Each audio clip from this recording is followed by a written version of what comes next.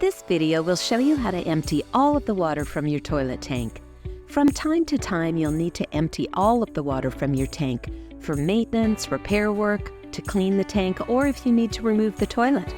There's a few different ways to do this. The first thing you'll want to do is turn off the water supply to your toilet and remove the tank lid.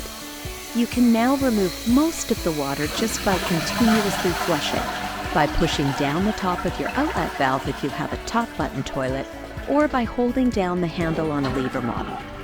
This removes most of the water, but there's still going to be about an inch at the bottom of the tank.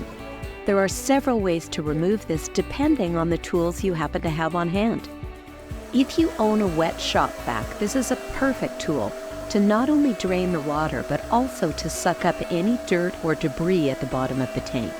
A wet shop vac is intended to suction both dry and wet materials.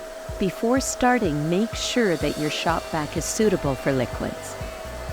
If you don't have a wet shop vac, you may have something else that will work.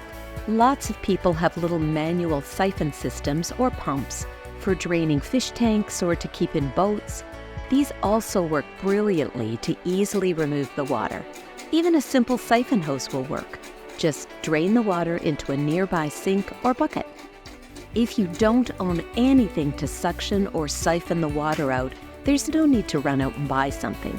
You can always simply use a sponge. Grab the largest sponge that you have. A car sponge works really well. And then continuously dip it into the water in your tank and squeeze it out into a bucket. This method takes a little longer, but it still works. In a pinch, you could even use a rag or an old towel.